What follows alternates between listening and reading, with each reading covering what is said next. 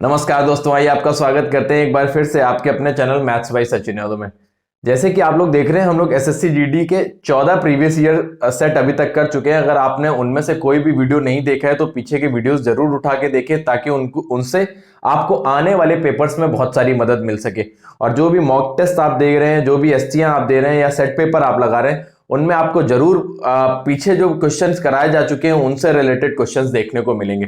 तो देखिए, आज 15वें नंबर सेट में जो हम लोग क्वेश्चंस लेके आए हैं वो कौन कौन से हैं, और एक एक करके आप भी करते चलेंगे और मैं आपको समझाता चलूंगा और कोशिश करूंगा जितना अच्छे से अच्छे तरीके से आपको समझा सकूं। तो देखिएगा, आज का पहला सवाल क्या है। कह रहा है एक निश्चित धनराशि पर 4 वर्षों में प्राप्त मिश्रधन 9,900 रुपए। देखिए, 4 वर्ष का अमाउंट जो आपको पता है वो कितना पता है, 9,900 रुपए। ये आपको 4 वर्ष का अमाउंट पता है, 9,900 रुपए। और कह रहे वार्षिक साधारण ब्याज दर पर 7 वर्षों में प्राप्त मिश्रधन।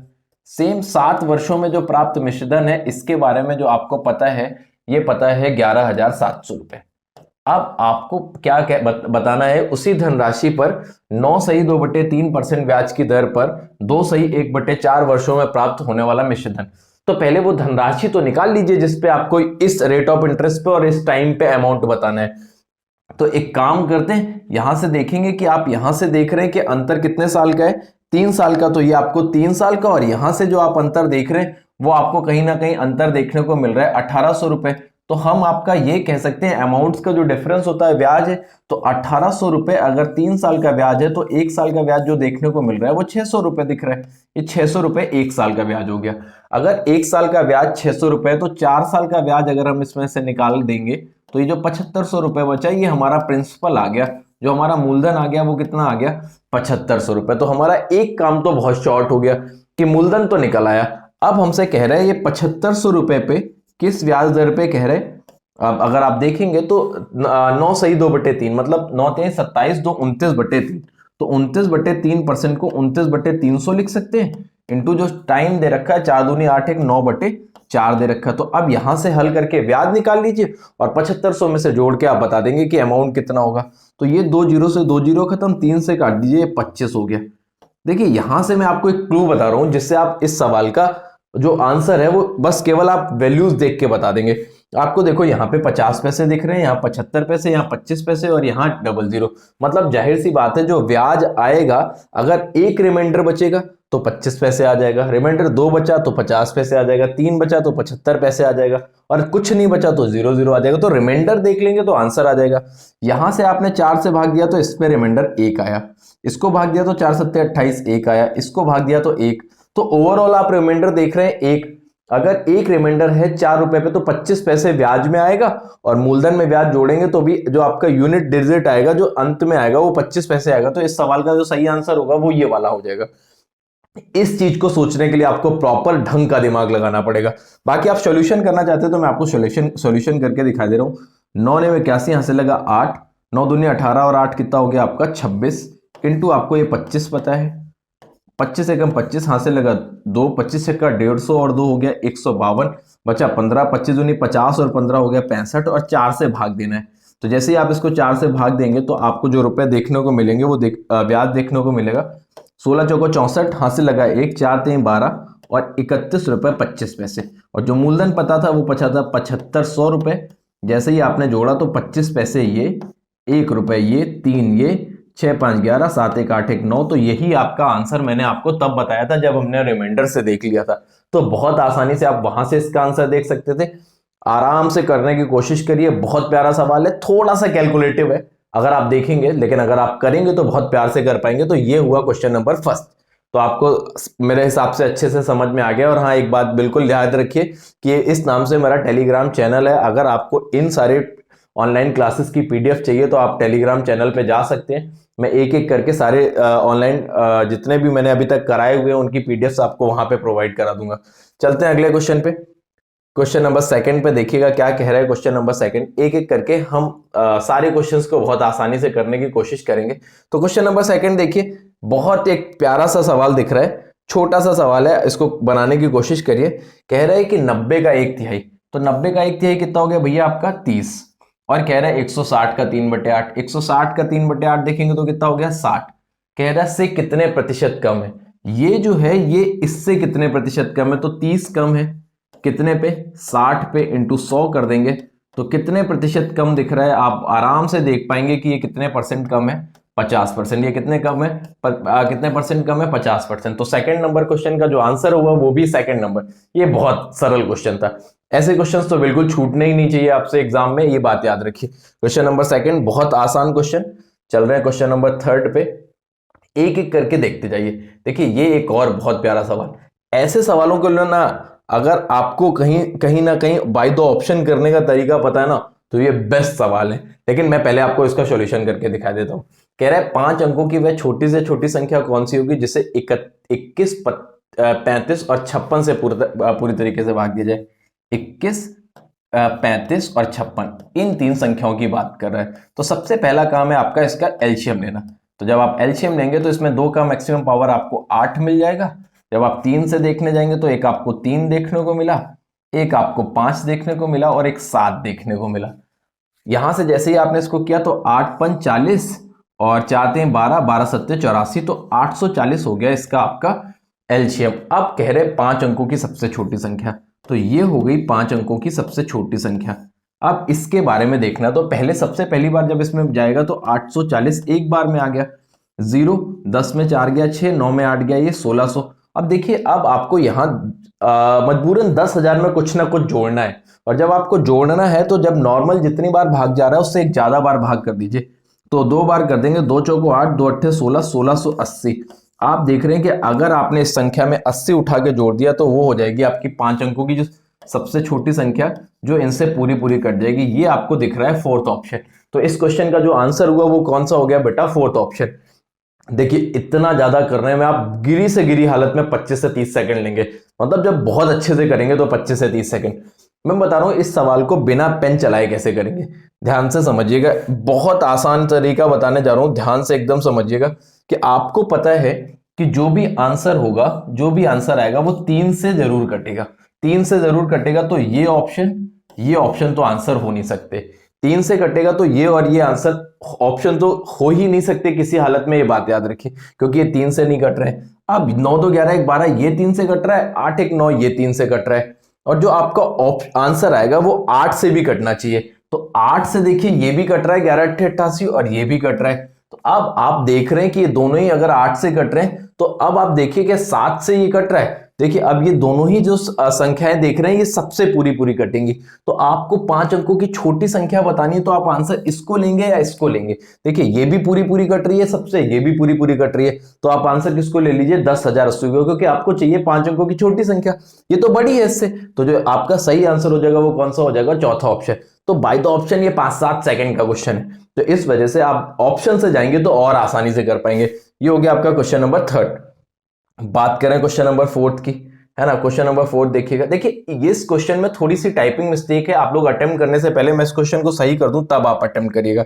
मैं लिख के दे रहा हूं कि ये क्वेश्चन एक्चुअल है क्या, है ना। इस क्वेश्चन की एक्चुअल जो है वो ये है ना। ये थोड़ा सा टाइपिंग मिस्टेक हुई है शायद, तो इस वजह से मैं इसको सही करके लिखे दे रहा हूं। जो एक्चुअल है क्या इस क्वेश्चन का, वैल्यूज ये दे रखे हैं, 7 माइनस इसके बाद कोस्ट लगा है ये फिर 8 माइनस 6 प्लस 3 और यहां से लाइन ब्रैकेट है, फिर आपका ये वाला ब्रैकेट है। ये एक्चुअल क्वेश्चन जब आपको सॉल्व करना है तो इस क्वेश्चन को आप सॉल्व करेंगे तब आपका सही आंसर आएगा। ये क्वेश्चन टाइपिंग मिस्टेक है, गलत लिखा हुआ है, ये आपको क्वेश्चन दे रखा है। अब आप इसको अटेम्प्ट करिए कि इसका आंसर क्या आएगा। एक एक करके आराम से अटेम्प्ट करें, आंसर बन जाएगा।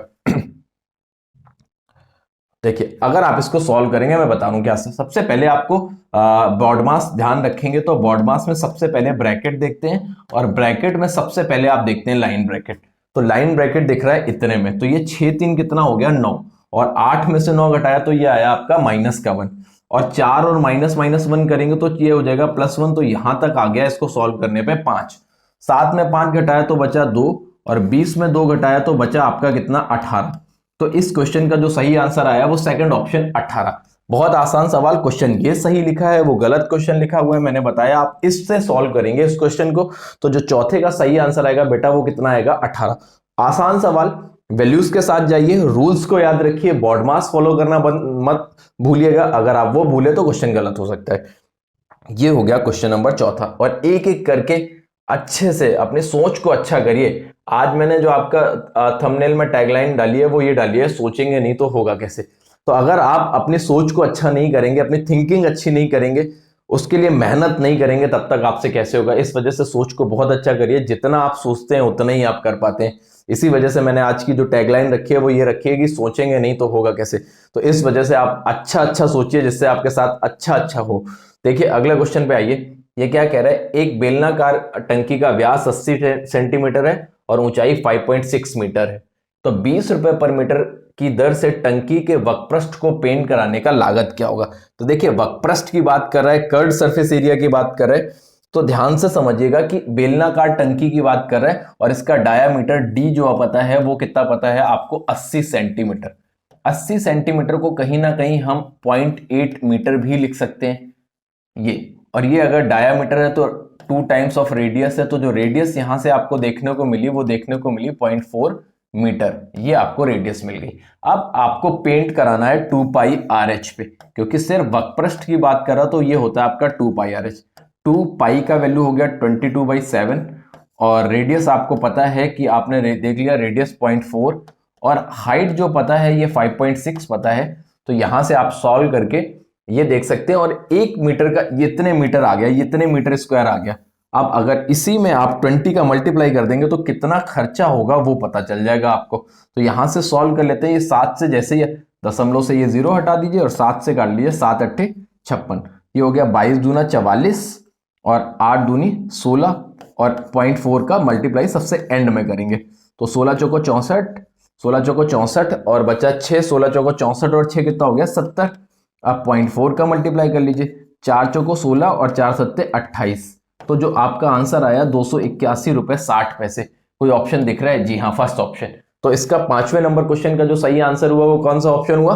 First option. ये भी बहुत आसान सवाल, 2 पाई आर एच पे काम करना है क्योंकि बात कर्व सरफेस एरिया की कर रहा है, वक्रपृष्ठ की कर रहा है और पर मीटर स्क्वायर खर्चा 20 रुपए दे रखा है, तो उसका मल्टीप्लाई कर दीजिए इसको निकालने के बाद। तो जो 5वें का सही आंसर हुआ वो बेटा कौन सा हुआ?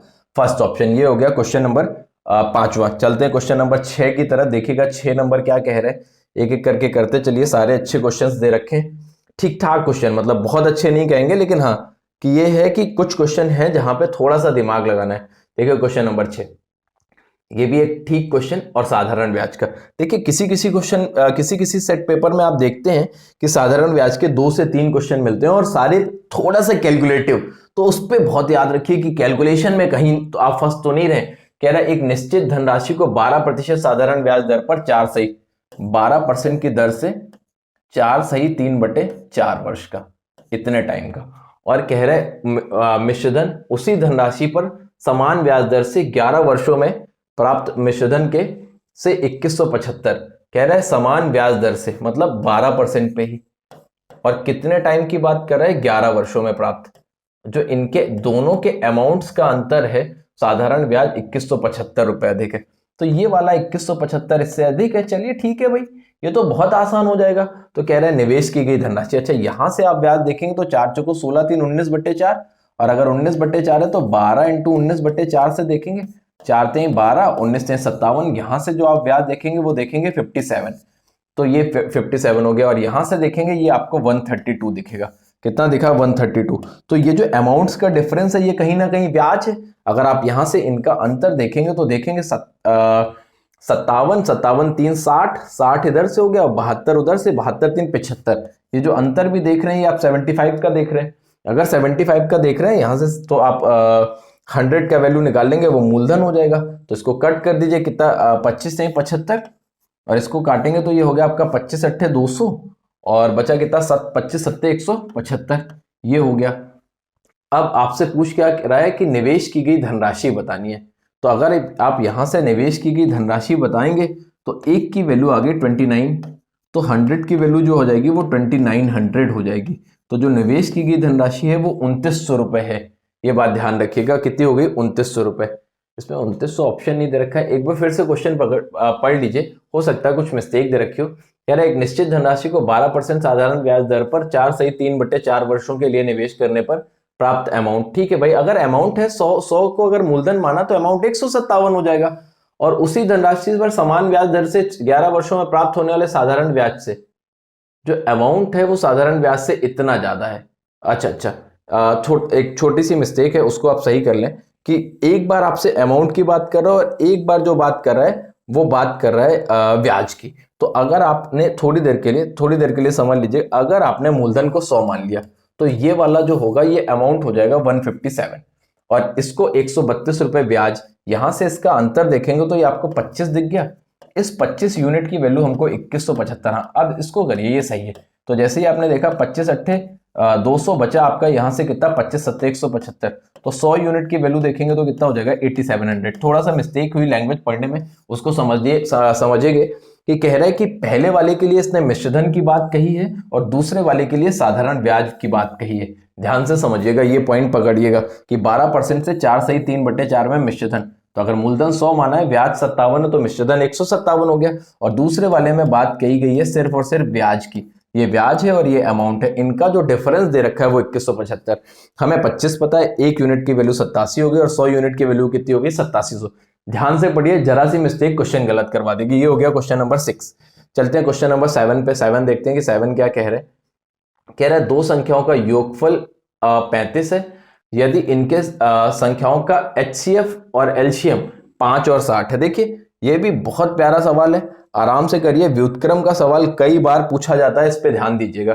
तो आप क्या करिए, संख्याओं को मान लीजिए 5A और 5B थोड़ी देर के लिए। अगर 5A और 5B मानेंगे तो आपको यहां से पता चल गया संख्याओं का योगफल, मतलब 5A प्लस 5B का वैल्यू पता चल गया कितना 35, ये आपको पता चल गया 35। और दूसरी चीज आपको पता चल गई कि एलसीएम पता है आपको, तो एक काम करेंगे कि पहली संख्या इंटू दूसरी संख्या बराबर एलसीएम इंटू एचसीएफ कर देंगे, तो यहां से भी आपको एक क्लू फायदा मिल जाएगा कि 5 से 5 खत्म और 5 से काटा 12, तो ए इंटू बी आपको कितना मिल गया 12। और आपसे एक्चुअल पूछा क्या गया है उसका ध्यान दीजिए। आपसे पूछा गया है कि व्युत्क्रमों का योग, तो 1/5A प्लस 1/5B पूछा गया है। तो समझदारी हमारी देखिए इसमें कि 5AB हमने एलसीएम ले लिया, ऊपर बचा A प्लस बी, तो A प्लस बी आपको पता है कि 7 है, और 5AB करेंगे तो कितना हो जाएगा 7/60। देखिए यहां से आपको AB पता है 12, तो 12 पंचे 60 हो गया, और A प्लस बी अगर आप 5 कॉमन ले लेंगे तो A प्लस बी हमारा 7 हो गया। तो जो हमारा आंसर आ गया वो कितना आ गया 7/60, इस सवाल का सही आंसर होगा। ऐसे कर सकते हैं, एक ये तरीका होगा। दूसरा, ये नहीं करना चाहते तो आप ऐसे भी कर सकते हैं, संख्याओं का योगफल A प्लस बी आपको कितना पता है 35, और A इंटू बी देख लेंगे आप, पहली संख्या इंटू दूसरी संख्या बराबर एलसीएम इंटू एचसीएफ।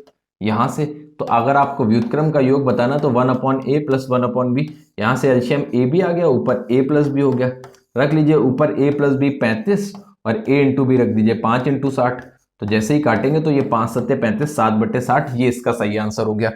तो मैंने दो तरीके बताए, आप चाहिए तो संख्याएं 5A और 5B मान के करिए, चाहिए तो आप डायरेक्ट कर लीजिएगा। दो तरीके में से दोनों में से जो बेहतर लगे आप वो करिए। इसका आंसर आया 7/60। आगे बढ़ रहे हैं। अगर आप थोड़ा सा दिमाग लगाते तो जाहिर सी बात है, अगर आप व्युत्क्रम का थोड़ा सा दिमाग लगाते, व्युत्क्रम का योग करेंगे तो ऊपर 35 आएगा, और 35 को अगर आप 5 से काटेंगे, क्योंकि और किसी से कटेगा नहीं, तो ये फोर्थ ऑप्शन होगा। आप डायरेक्ट भी सोच सकते थे बिना पेन चलाए क्वेश्चन नंबर 7 को, है ना। लेकिन आप ये हमेशा दिमाग नहीं लगा सकते, ये कभी कभी यहां से वैल्यूज ऐसी बनी है तो आप दिमाग लगा सकते हैं। क्वेश्चन नंबर 8 देखिए। 8 देखिए, कह रहा है यदि दो संख्याएं, परसेंटेज का एक छोटा सा क्वेश्चन, कह रहा है दो संख्याएं किसी तीसरी संख्या से क्रमशः 20% और 30% कम है। दो संख्याएं किसी तीसरी संख्या से, तो मैंने मान लिया थोड़ी देर के लिए तीसरी संख्या को 100, और कितनी कितनी कम है 20% और 30%, तो ये 80 हो गई और ये हो गई 70। अब आपसे पूछा गया है दूसरी संख्या पहली संख्या की कितने परसेंट है। दूसरी संख्या जो है वो पहली संख्या का कितने परसेंट है ये पूछा है, कम ज्यादा नहीं पूछा गया, तो ये ध्यान दीजिएगा आप। तो जैसे ही आप इसको देखेंगे तो 20 चौको 80 और 20 पंचे 100, तो ये हो गया 350/4। अगर 350/4 है तो जैसे ही आपने डिवाइड किया तो 4 अट्ठे 32, बचा 30, 30 को जैसे ही 4 से भाग देंगे तो 7.5, तो 87.5% है। कितना है 87.5%। तो इसका जो सही आंसर होगा वो कौन सा ऑप्शन होगा, थर्ड ऑप्शन।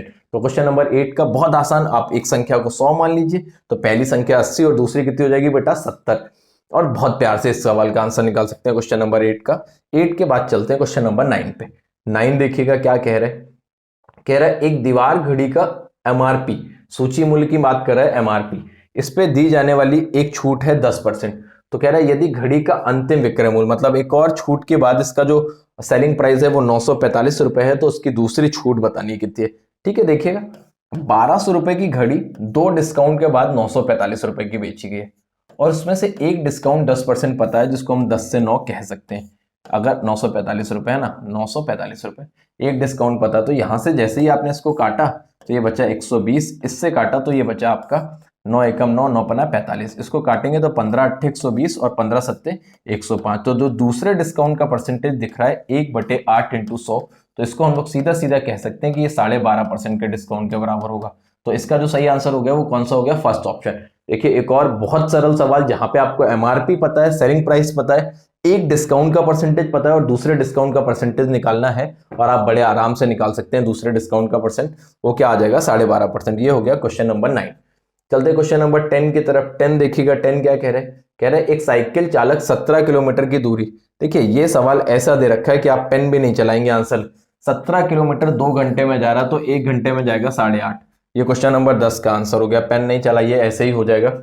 चलिए क्वेश्चन नंबर 11 देखिए, कह रहा है एक वस्तु को उसके क्रय मूल्य, देखिए ये सवाल ऐसे हैं, चाहे इससे पहले वाला क्वेश्चन हो चाहे ये वाला क्वेश्चन हो, कह रहा है बहुत आसान है, इसमें पेन चलाने की जरूरत नहीं है। कह रहा है एक वस्तु को क्रय मूल्य के 5/8 पे, क्रय मूल्य को 5/8 पे मतलब सीपी अगर 5 हो गया तो सेलिंग प्राइस कितना हो गया, सॉरी सीपी अगर 8 हो गया तो सेलिंग प्राइस 5 हो गया, तो जाहिर सी बात है 3 की हानि हो रही है 8 पे, तो 3/8 का मतलब होता है 37.5%। आप 3/8 इंटू 100 करके सॉल्विंग भी कर सकते हैं। 1/8 अगर आपका 12.5% है तो जो 3/8 होगा वो कितना हो जाएगा बेटा, वो हो जाएगा आपका 37.5%। तो जो इसका सही आंसर होगा वो 37.5। ये एक और बहुत सरल सवाल 11 नंबर, इसको भी बहुत आसानी से किया जा सकता है। क्वेश्चन नंबर 12 पे आइए, ये देखिए ये थोड़ा सा बेहतर क्वेश्चन, कि इस पे थोड़ा सा दिमाग, अगर आप बेसिक से करने जाएंगे तो टाइम लग जाएगा। कह रहा है दो संख्याएं 8:5 के अनुपात में, 8:5 में, पहले में 17 घटाया गया और दूसरे में 25 जोड़ा गया तो अनुपात 1:3 हो गया। तो अगर आप इसका बेसिक करेंगे तो क्या करेंगे, मैं भी आपको बता रहा हूं। तो कह रहा है पहले में 17 घटाया गया और दूसरे में 25 जोड़ा जाए, ये दे रखा है आपको। एक मैंने क्रॉस मल्टीप्लिकेशन मेथड बताया है आपको रेशियो में, ये इनिशियल रेशियो है और ये फाइनल रेशियो दे रखे हैं, ये जब जोड़ने घटाने के बाद। क्रॉस मल्टीप्लिकेशन मेथड में मैंने ये बताया अगर ये दोनों ही घटाए जाएं तो आप इनके क्रॉस मल्टीप्लाई को घटाते हैं, और अगर ये दोनों ही जोड़े जाएं तो इनके क्रॉस मल्टीप्लाई को क्या करते हैं, तब भी घटाते हैं। लेकिन अगर एक घटाया और एक जोड़ा जाए तो इनका क्रॉस मल्टीप्लिकेशन जोड़ता है। अगर आप इसको बेसिक से करेंगे तो कुछ इस तरीके से करेंगे कि पहले हमारी संख्याएं थी 8x और 5x, तो पहली संख्या में 17 घटा दिया गया तो -17 कर दिया गया, और दूसरी संख्या में 25 जोड़ दिया गया तो +25 कर दिया गया, और यहां से ये रेशियो हो गया 1:3। तो ये आते हैं 24x माइनस का 51 बराबर कितना हो गया 5x प्लस का 25। तो यहां से आप देखेंगे तो यहां इसको इधर लाएंगे तो 19x बराबर 76 हो गया, तो x बराबर कितना आ गया आपका 4, x बराबर 4 आया, तो आपसे कह रहे हैं उन दोनों संख्याओं का योग। तो 8x और 5x 13x है, 13 इंटू 4 करेंगे तो आंसर कितना आ जाएगा 52। एक तरीका तो ये हो गया x मान के बेसिक तरीका। दूसरा तरीका क्रॉस मल्टीप्लिकेशन मेथड, क्या करेंगे 8 × 24 और 5 × 5, यहां से अंतर हुआ 19 का, और ये हो गया 25 × 25 और 17 × 51, एक बढ़ रहा है एक घट रहा है, एक बढ़ रहा है एक घट रहा है, एक बढ़ रहा है और एक घट रहा है, तो अंतर जो दूर बीच का है वो बढ़ गया तो मतलब अंतर कितने का हो गया 25 × 25, 17 × 51 और 25 76। अगर 76 तो एक यूनिट का वैल्यू कितना देख पाएंगे 4, तो 8 5 13 यूनिट का वैल्यू कितना देखेंगे 13 चौको 52, तो इसका जो सही आंसर हो जाएगा वो कितना हो जाएगा 52। आपको मैंने दो तरीके बताए हैं, बेसिक से करना है ये करिए, शॉर्टकट पकड़ना है ये पकड़िए। यहां पे याद रखिएगा अगर दोनों बढ़ रहे हैं तो अंतर जो होगा कम होगा, दोनों घट रहे हैं तो अंतर कम होगा, लेकिन एक बढ़ रहा है और एक घट रहा है तो अंतर जो होगा वो जुड़ जाएगा, इस वजह से ये करेंगे। बाकी ये भी इसी से बनाया गया है। ये हो गया क्वेश्चन नंबर 12। चलते हैं क्वेश्चन नंबर 13 पे, ध्यान दीजिएगा। कह रहा है एक संगठन में सभी कर्मचारियों का औसत वेतन 9,000 है, 8 तकनीशियनों का औसत वेतन 14,000 है और शेष का औसत वेतन 5,000 है, तो संगठन में कुल कितने कर्मचारी हैं। देखिए एवरेज का क्वेश्चन है लेकिन एलिगेशन से बहुत प्यार से लगेगा। कह रहा सभी कर्मचारियों का, तो सभी कर्मचारियों का कहां रख दीजिए बीच में, और आपको पता है 8 टेक्नीशियंस हैं उनका औसत वेतन 14,000 है, 8 लोगों का जो औसत वेतन है वो 14,000 है और शेष लोगों का कितना है 5,000, ये दे रखा है आपको। तो क्या करिए यहां से जैसे ही आपने इसको 9,000 में 5,000 घटाया तो ये हो गया 4,000, और 14,000 में 9,000 घटाया तो ये हो गया आपका 5,000। तो 0 से 0 खत्म। जो किस अनुपात में आए, टेक्नीशियन और बाकी मजदूर, 4:5 में। 4 की वैल्यू सवाल से आपको पता है 8, 4 की वैल्यू अगर 8 हो गई तो 5 की वैल्यू कितनी हो गई, 10। आपसे पूछा गया है संगठन में कर्मचारियों की सभी कर्मचारियों की संख्या 8 और 10 मिला के कितनी हो गई बेटा, 18। तो ये हो गया इस सवाल के लिए सबसे बेहतर तरीका जिससे आप बहुत आसानी से आंसर निकाल सकते हैं। तो क्वेश्चन नंबर 13 का जो सही आंसर आएगा वो कौन सा आएगा बेटा, 18। देखिएगा, एलिगेशन से लगाइएगा। ये हो गया क्वेश्चन नंबर 13। चलते हैं 14 नंबर क्वेश्चन पे कि क्या कह रहा है। कह रहा है एक व्यक्ति ने 2200 रुपए में एक मेज और एक कुर्सी खरीदी। उसने मेज को 15% के लाभ पर और कुर्सी को 5% की हानि पर बेच दिया, जिससे उसे कुल मिला के, देखिए जब भी कभी मैंने आपसे बताया है कि कभी भी किन्हीं भी दो चीजों का मिक्सचर दिया जाए तो ऐसे सवालों में आप एलिगेशन लगा सकते हैं। यहां पे भी मेज पे प्रॉफिट, कुर्सी पे लॉस दे रखा है और ओवरऑल प्रॉफिट या लॉस पता है।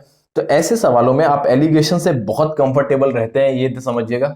एक बार 15% का प्रॉफिट है और एक बार आपको 5% का लॉस पता है, और ओवरऑल बिजनेस पे जब आप देख रहे हैं तो आप देख रहे हैं कि 4% का प्रॉफिट हो रहा है। ये यहां से 4% का प्रॉफिट समझ में आ रहा है। तो ये प्रॉफिट और लॉस है, जैसे ही डिफरेंस करेंगे तो यहां से 9 आ गया।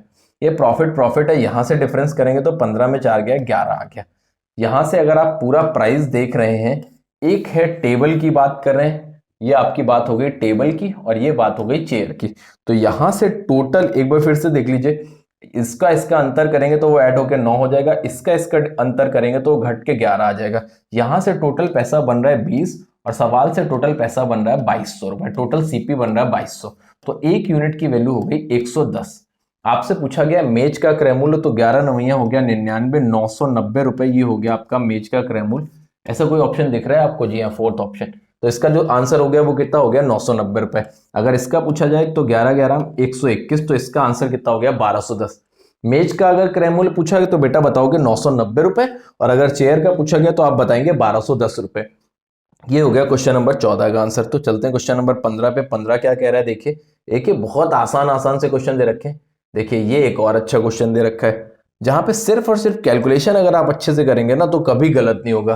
कह रहे 23 संतरे 193 रुपए 20 पैसे में खरीदे गए और इन्हें 108 रुपए प्रति दर्जन के हिसाब से। देखो 23 संतरे अगर 193 रुपए 20 पैसे में खरीदे गए तो एक संतरा कितने में खरीदा गया, यहां से ये देखिए। तो अगर आप थोड़ा सा सही से दिमाग लगाएंगे तो 23 अट्ठे तो हो जाएगा आपका, हो जाएगा आपका 8 दूनी 16, 8 तें 24, 184। अगर 23 अट्ठे 184 हो रहा है तो 8 रुपए 40 पैसे का एक संतरा खरीदा गया। 23 अट्ठे 184 बचा 9, 23 चौको 92, 8 रुपए 40 पैसे का एक संतरा खरीदा गया। और 108 रुपए प्रति दर्जन बेचने का मतलब एक संतरा 9 रुपए में बेचा गया। यहां से समझिएगा एक एक का क्यों निकाल लिया, क्योंकि कैलकुलेशन टफ हो जाएगा अगर आप डायरेक्ट करने जाएंगे। तो यहां से देख रहे हैं आप कितने पैसे का फायदा उठा रहे हैं, 60 पैसे का फायदा उठा रहे हैं 8 रुपए 40 पैसे पे, इंटू कर दीजिए 100। यहां से 0 से 0 ये उड़ाइए, ये 0 से ये 0 खत्म, बचा आपका 600/84। अगर 600/84 है तो आप देखेंगे 7 चौको 28 और 7 अट्ठे 56। अगर 7 चौको 28 और 7 अट्ठे 56 तो लगभग 7 बार में चला जाएगा। तो जो आपका आंसर सही हो जाएगा वो 7.1, क्योंकि 8 बार में ज्यादा हो जाएगा और 7 बार में देखेंगे तो 7 चौको 28, हंसी लगा 2, 7 अट्ठे 56, 2 58, लगभग यही जाएगा आपका 7.1। बाकी कोई आसपास ऑप्शन है नहीं, तो जो इसका आंसर हो जाएगा वो लगभग में देख लीजिए। ऐसे नहीं देखना चाहते, 12 सत्ते 84, 12 पंचे 60, 50/7 सत्ते 49, बचा एक 7.1%, यहां से देख सकते हैं। तो बिना कैलकुलेशन करे डायरेक्ट भी दिख रहा था कि ये लगभग 7.1% होगा। तो क्वेश्चन नंबर 15 का जो आंसर हो गया वो 7.1%। चलिएगा 16 नंबर पे। कह रहा है एक दुकानदार चावल के मूल्य में 10% की कमी। देखिए ऐसे सवालों को करने के दो तरीके हैं मेरे पास, आपको जिससे बेहतर लगे आप उससे करिए। मैं दोनों तरीके आपको बता रहा हूं। कह रहा है 720 रुपए में 5 किलो अधिक चावल खरीदता है, 720 रुपए में 5 किलो अधिक चावल खरीदता है।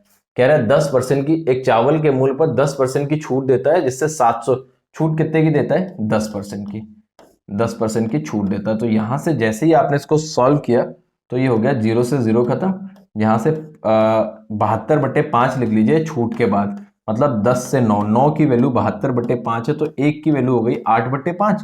तो जब 10 की वैल्यू देखेंगे तो 10 इंटू 8/5, 5 दूनी 10, 8 दूनी 16 रुपए, तो कितना हो जाएगा 16 रुपए। एक तरीका तो ये हो गया।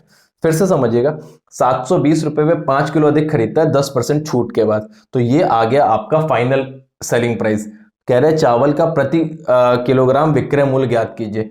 तो अब अगर आप देखेंगे कि शुरुआती रेट इसका जो रहा होगा 10% छूट देता है तो 720 रुपए में 5 किलो अधिक खरीद पाता है, तो इसका जो शुरुआती रेट रहा होगा वो 16 रुपए रहा होगा।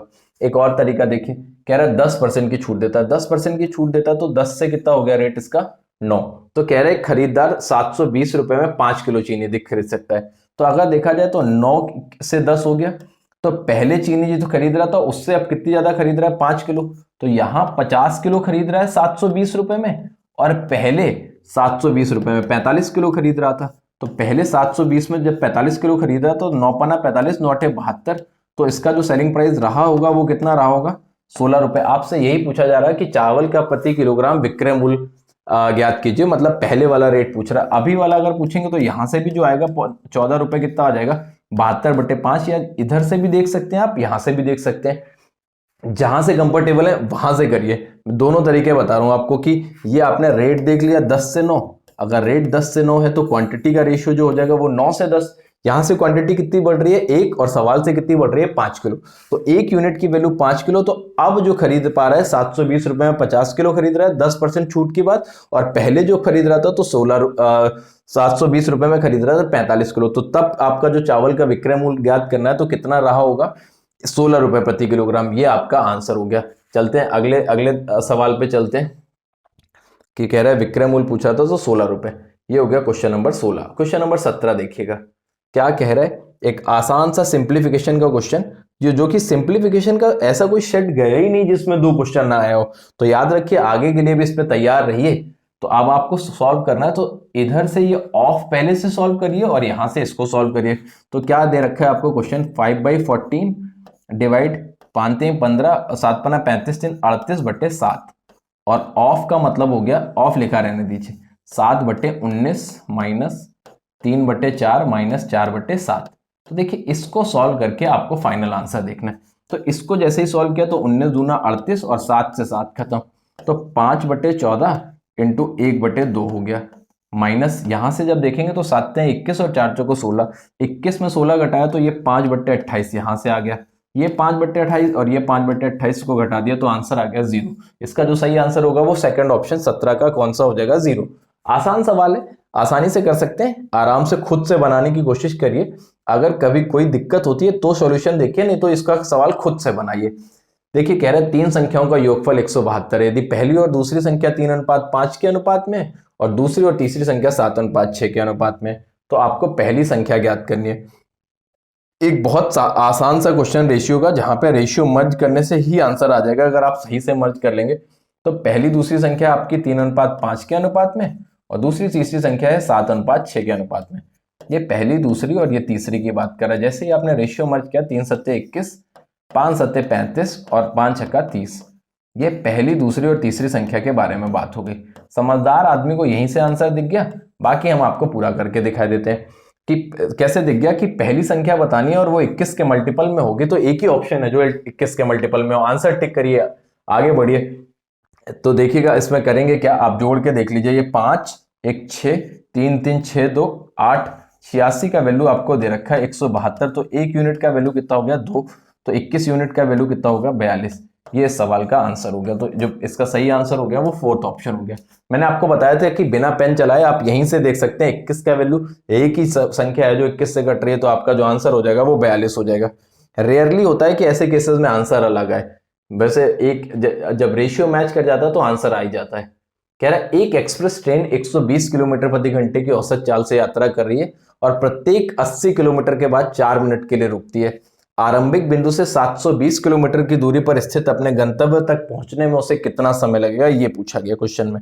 तो देखिए क्या आसान सा क्वेश्चन बनाया, इसको जाना है 720 किलोमीटर और हर 80 किलोमीटर के बाद ब्रेक लेना है। तो अगर 120 किलोमीटर अगर ये बिना रुके जाता है 120 की चाल से, तो ये 6 घंटे में पहुंच जाता।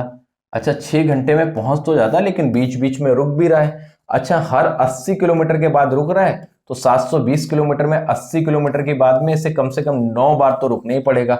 बट 9 बार में पूरा टाइम नहीं जोड़ेंगे, हर एक बार में 4 मिनट के लिए रुक रहा है, तो 9 बार ना मान के, क्योंकि एंड वाले पॉइंट पे ये नहीं रुकेगा, सिर्फ कितनी बार रुकेगा, 8 बार। तो 8 बार अगर ये 4-4 मिनट के लिए रुका है तो रुकने में इसने 32 मिनट लगा दिया और 6 घंटे ट्रेवलिंग टाइम, तो जो टोटल टाइम लगेगा वो लगेगा 6 घंटे 32 मिनट। ये बहुत आसान क्वेश्चन, जिसने जिसने भी संडे की ऑफलाइन की क्लास ली है हमारी, उसमें आपने देखा मैंने इस तरीके का एक क्वेश्चन बताया था और पूरा टाइम स्पीड डिस्टेंस हमने अच्छे से किया है। तो आप लोग ध्यान दीजिए कि जो जो संडे की क्लासेस हो रही हैं उनको रेगुलर लेते रहिए। इतना मैंने हर संडे में लगभग 4 से 5 टॉपिक आपके फिनिश कर दिए और ज्यादा शायद लगभग 6 टॉपिक हो गए। तो हम लोग हर संडे जो रिवीजन का काम कर रहे हैं वो बहुत अच्छे से चल रहा है इस वजह से, और उसको हम लोग कंटिन्यू करेंगे। ये क्वेश्चन नंबर 19, बढ़ते हैं क्वेश्चन नंबर 20 पे। 20 क्या कह रहा है वो देखिएगा। देखिए ये एक और बढ़िया सवाल टाइम एंड वर्क का क्वेश्चन। पढ़ के लैंग्वेज बहुत अच्छे से पढ़िए, जरा सी लैंग्वेज पढ़ने में गलती हुई तो क्वेश्चन गलत हो जाएगा। कह रहा है पी और क्यू मिलकर एक काम को 21 दिन में करते हैं। उन्होंने 12 दिनों तक एक साथ काम किया और फिर क्यू चला गया। उसके बाद पी शेष कार्य को 15 दिनों में करता है, तो पी अकेले उस कार्य को कितने दिन में करेगा। देखिए यहां से समझिएगा कि पी और क्यू मिलकर उस काम को कितने दिन में पूरा कर रहे हैं, 21 दिन में। अगर ये 21 दिन में पूरा काम कर रहे हैं तो इन्होंने 12 दिन में जो किया होगा वो 12/21 भाग काम किया होगा। 12/21 का मतलब 4/7 काम। 4/7 काम पी और क्यू ने मिलकर कर दिया। फिर क्यू चला गया तो पी शेष काम, तो शेष काम कितना बचा, 3/7। अगर पी शेष काम जो है 3/7 भाग काम वो 15 दिन में करता है, तो ये पूरा काम कितने दिन में करेगा, 3×5 = 15 और 7×5 = 35। तो पी पूरा काम कितने दिन में कर लेगा, 35 दिन में। यही पूछ रहा है आपसे कि पी अकेले पूरा काम कितने दिन में करेगा, तो 35 दिन में। चलते हैं 21 नंबर क्वेश्चन पे। क्या कह रहे हैं कि 23 लड़कों की औसत ऊंचाई 1.2 मीटर है। जब 3 लड़के समूह से निकल जाते हैं तो 23 लड़कों की जो एवरेज हाइट पता है वो कितनी पता है, इसको एवरेज हाइट जो पता है वो पता है 1.2 मीटर। अब आपसे कह रहा है 3 लड़के छोड़ के चले गए तो लड़के कितने बचे, 20, और अब एवरेज कितना बढ़ गया, 0.15 बढ़ गया, तो हो गया 1.35 मीटर। तो कह रहा है वो जो 3 लड़के गए हैं उनकी औसत ऊंचाई। देखिए बहुत आसानी से कर सकते हैं इस सवाल को कि आप देख रहे हैं कि एक पे कितना बढ़ा है 0.15, तो 20 पे कितना बढ़ जाएगा 0.15 × 20, और ये इफेक्ट कितने लोगों की वजह से पड़ा है, 3 की वजह से। तो जैसे ही आप देखेंगे दशमलव हटाया, 2 जीरो नीचे बढ़ा है, 20 से कम 20, 20×5 = 100, 5×3 = 15। ये देखिए बढ़ा है तो क्योंकि ओवरऑल से ये कम है, और अगर कम है तो अगर प्लस है तो प्लस का मतलब माइनस होगा, तो 1.52 दे रखा है। 1.2 से अगर 1 कम कर दिया तो जो इसका हाइट आ गया वो कितना आ गया, 0.2 मीटर। तो उन 3 लड़कों की जो हाइट होगी वो कितनी होगी, 0.2 मीटर। ये फोर्थ ऑप्शन। इससे नहीं करना चाहते हैं, एलिगेशन से कर सकते हैं। एलिगेशन से करेंगे, कैसे करेंगे देखिएगा। कह रहा है कि जब 3 लड़के की ऊंचाई 20 मीटर, तो 23 लड़कों की ऊंचाई पता थी 1.2 मीटर, उसमें से 20 लड़कों की औसत ऊंचाई जो आपको पता चल गई वो 1.35 मीटर पता चल गई। तो वो जो बचे हुए 3 लड़के हैं इनकी औसत ऊंचाई हमें ज्ञात करनी है। यहां से ये कैसे करेंगे देखिएगा कि यहां से आप अंतर देख रहे हैं, तो 3 का वैल्यू पता चला 0.15, 3 का वैल्यू 0.15, तो 1 का वैल्यू हो गया 0.05। तो जब आप 20 का वैल्यू देखेंगे तो ये कितना आ जाएगा, 20×5 = 100, 1 हो जाएगा। तो अगर ये इसके सामने से ऐड होके आ रहा तो ये सब्सट्रैक्ट होके आएगा, तो इनकी जो हाइट आ जाएगी वो कितनी आ जाएगी, 0.2। तो यहां से भी देख सकते हैं आप। बाकी ये देखिए और इस चीज का याद रखिए, अगर ये टोटल से कम हो रहे हैं तो प्लस का मतलब माइनस, और माइनस का मतलब क्या होगा, प्लस। तो प्लस का 1 है, उठा के 1.2 में 1 माइनस कर लीजिए, तो 0.2 मीटर ये इसकी क्या हो जाएगी, लेंथ हो जाएगी। ये हो जाएगी उन 3 लड़कों की औसत हो जाएगी। ये हो गया क्वेश्चन नंबर 21। 22 पे आ जाइए। क्या कह रहे हैं, 1800 रुपए की धनराशि पर 3 वर्ष 4 महीने में 360 रुपए साधारण ब्याज मिलता है, तो वार्षिक ब्याज की दर बताइए। देखिए कितना बढ़िया सवाल दे रखा है आपको, एकदम छोटा सा सवाल। आपसे कह रहे हैं 3 वर्ष 4 महीने। 3 वर्ष 4 महीने का मतलब हुआ 3 सही 1/3 वर्ष में। अगर 3 सही 1/3 वर्ष में आपको जो ब्याज मिल रहा है वो 360 रुपए, 360 रुपए 3 सही 1/3 वर्ष में, तो एक वर्ष का ब्याज कितना हो गया, 3×3 = 9, 1 10/3 ऐसे देखेंगे। और अगर ये हो गया एक वर्ष का ब्याज 108 रुपए, एक वर्ष का ब्याज 108 रुपए है, 1800 पे इंटू 100 करेंगे तो ब्याज की दर जो आपको देखने को मिली कितनी दिख गई, 6%। आप सीधे सीधे ब्याज बराबर मूलधन इंटू दर इंटू समय से भी इस सवाल का आंसर निकाल सकते हैं, या आप इससे भी निकाल सकते हैं कि एक वर्ष का मूलधन बटे एक वर्ष का ब्याज बटे मूलधन इंटू 100। तो जैसे ही आपने देखा कि एक साल का ब्याज तो वो आ गया 108 रुपए, बटे मूलधन कर दिया इंटू 100 कर दिया, और ब्याज की दर देख ली कितनी हो गई, 6%। आसान क्वेश्चन 22 नंबर। 23 पे आ जाते हैं। कह रहा है दो संख्याएं a और b का अनुपात 5:8 है। यदि a से 5 घटाया जाए और b में 3 जोड़ा जाए, देखिए अभी इसी सेट में आप इस तरीके का एक क्वेश्चन करके आए हैं कि दो संख्याएं ए और बी 5:8 के अनुपात में है। कह रहा है कि अब नया अनुपात 8:15 है, क्रॉस मल्टीप्लीकेशन से करिएगा। पहले वाले में 5 घटाया गया है और दूसरे में कितना जोड़ा गया है, 3 जोड़ा गया। घटाया और जोड़ा गया तो हमने बताया ये 15 75, 8 8 64, 64 और 75 का अंतर कितने का हो गया, 11 का। यहां से देखेंगे 8 3 24 और 15 15 75, 75 और 24 को जोड़ेंगे तो कितना हो जाएगा, 99। तो एक यूनिट के वैल्यू, अच्छा जोड़ा क्यों, क्योंकि एक को घटाया गया और एक को क्या किया गया है, जोड़ा गया। अगर दोनों को जोड़ा गया होता तो भी इनका अंतर करते, दोनों का घटाया गया होता तो भी इनके क्रॉस मल्टीप्लिकेशन का अंतर करते, लेकिन एक में जोड़ा गया और एक में घटाया गया। ये मैं पिछले सवाल में बता चुका हूं कि ऐसा क्यों करते हैं। एक यूनिट की वैल्यू 9 है तो मूल संख्याओं का अंतर पूछ रहा है, तो अंतर 3 का है। एक का वैल्यू 9 तो 3 का वैल्यू कितना हो गया, 27। तो जिस क्वेश्चन का सही आंसर हो गया वो सेकंड ऑप्शन। कितने प्यार से आप इस सवाल का आंसर निकाल सकते हैं अगर आपको सही तरीका पता है तो। ये हो गया आपका क्वेश्चन नंबर 23। चलते हैं क्वेश्चन नंबर 24 पे, देखिएगा क्या कह रहा है। ये देखिए आपको टाइम एंड वर्क का एक और क्वेश्चन देखने को मिल रहा है। इसको पहले अच्छे से पढ़ने की कोशिश करिएगा, पढ़ के तब आराम से बनाइए, टेक योर टाइम, और कोशिश करिए 20-25 सेकंड में ऐसे सवालों को 30 सेकंड तक बनाएं। कह रहा है ए बी सी किसी काम को 7.5 दिन, 15 दिन और 30 दिन में पूरा करते हैं। ए और बी ने काम करना शुरू किया, लेकिन 3 दिन बाद ए ने काम छोड़ दिया, फिर बी के साथ सी शामिल हो गया और दोनों ने कार्य पूरा कर होने तक साथ में काम किया। तो संपूर्ण कार्य कितने दिन में हुआ। ए कर रहा है 7.5 दिन में, मतलब 15/2 दिन में, और बी कर रहा है 15 दिन में, और सी कर रहा है 30 दिन में। तो यहां से आपने एलसीएम लिया तो वो आपको मिल गया 30, जो कि आपका टोटल वर्क शो कर रहा है। तो जैसे ही आपने 15/2 से डिवाइड किया तो ए की कार्य क्षमता 4, बी की 2 और सी की क्षमता हमें देखने को मिली 1। तो पहले ए और बी ने काम शुरू किया, लेकिन 3 दिन बाद ए ने छोड़ दिया। ए और बी ने अगर 3 दिन काम किया, ए और बी एक दिन में 6 काम करेंगे, तो 3 दिन में कितना करेंगे, 18। और ये काम कितने दिन में किया है, 3 दिन में। तो बचा कितना काम आपका, 12। अब ये जो बचा हुआ है कार्य, ये बी के साथ सी शामिल हो गया। बी के साथ अगर सी शामिल हो गया तो एक दिन में करेगा 3 काम, और काम कितने दिन में होगा, 4 दिन में। तो पूछ रहा संपूर्ण कार्य होने में कितना समय लगा, 3 दिन ये, 4 दिन ये, तो टोटल टाइम कितना लगा, 7 दिन। आपके सामने पूरे सवाल का एक बढ़िया सा सॉल्यूशन दे रखा है, जहां से हमने आपको टोटल वर्क दिखाया। शुरुआत के 3 दिन में 18 काम हो गया था, बचा 12 काम, वो बी और सी ने किया। एक दिन में 3 करें तो 12 कितने दिन में करेंगे, 4 दिन। 3 दिन पहले वाले, 4 दिन ये वाले, तो टोटल काम जो हुआ वो कितने दिन में हो गया, 7 दिन में। तो इस 24 नंबर क्वेश्चन का जो सही आंसर होगा वो क्या होगा बेटा, 7 दिन। चलते हैं क्वेश्चन नंबर 25 और आखिरी सवाल की तरफ। क्या दे रखा है, 6.5 रुपए प्रति मीटर के स्क्वायर के दर से एक वृत्ताकार पार्क को समतल कराने का खर्चा इतना दे रखा है, तो 18 रुपए प्रति मीटर की दर से इसके चारों ओर बाड़ लगाने की लागत क्या होगा। बहुत प्यारा सवाल, दिमाग लगाइएगा, कितना बेहतर सवाल दे रखा है। और बात कर रहा है वृत्त की, वृत्ताकार मतलब सर्कुलर पाथ की बात कर रहा है। देखिए 36,036 रुपए खर्चा है, और किस हिसाब से है, 6.5 रुपए पर मीटर के हिसाब से।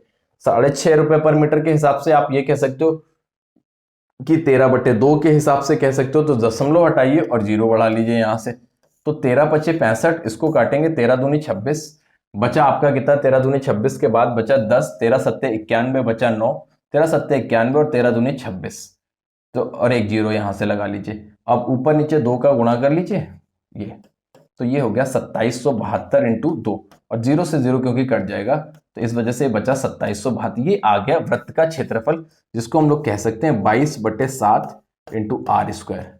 ये वृत्त का क्षेत्रफल आ जाएगा। तो 11 दूनी 22 और 11 से काटेंगे तो 11 दूनी 22, बचा आपका 5 बचा, और 11×5 = 55 और 11 दूनी 22। ये तो इस 2 से ये 2 खत्म, r² बराबर आ गया 252 × 7। अब यहां से इसको आप अगर 7 से अलग कर लेंगे तो 7 × 21 और बचा आपका 4, 7 × 42 और 7 × 7। तो यहां से जब आपको रेडियस देखने को मिलेगी तो कितनी देखने को मिल गई, 6 × 7, इसको आप 42 भी कह सकते हैं। ये आपको रेडियस देखने को मिल गई। तो अब आपको बताना है 2πr पे जो खर्चा आएगा वो किसके हिसाब से, 18 रुपए के हिसाब से बताना। 2π कितना हो गया, 22/7, और रेडियस जो है पता है वो आपको पता है 6 × 7। तो 7 से 7 तो रेडियस खत्म हो गई आपकी, 7 से 7 ये खत्म, तो 6 दूनी 12 और 22 × 12 × 12 = 96, यहां से लग गया 9, 12 × 12 और 9 221, 22 छक्का 132। तो एक ही ऑप्शन है जहां पे यूनिट डिजिट 2 दिख रहा है।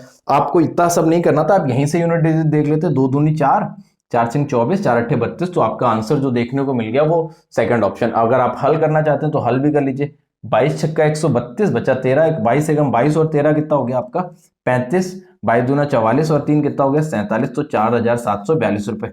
कैलकुलेटिव बहुत अच्छा क्वेश्चन है, दिमाग लगाइए। पहले इस वाले खर्चे से यहां से रेडियस निकाल ली, इस वाले रेडियस से सरकमफ्रेंस निकाली, परिधि निकाली और 18 रुपए खर्चे के हिसाब से देख लिया कि आंसर क्या होगा। वो आप डायरेक्ट यहां पे वैल्यूज रखने के बाद यूनिट डिजिट से भी देख सकते थे, तो आपको पूरा कैलकुलेट नहीं करना पड़ता। क्वेश्चन नंबर 25 एक बढ़िया सवाल जहां पे ठीक ठाक कैलकुलेशन करने का मौका मिलेगा आपको, तो ये हो गया आपका 25 नंबर क्वेश्चन। अगर आपने पूरा वीडियो देखा है और अगर आपको कहीं पे भी कोई समस्या हुई है तो कमेंट सेक्शन में जरूर बताएं, और अगर आपको वीडियो पसंद आया है तो चैनल को लाइक शेयर और सब्सक्राइब करना बिल्कुल ना भूलें। Thank you very much.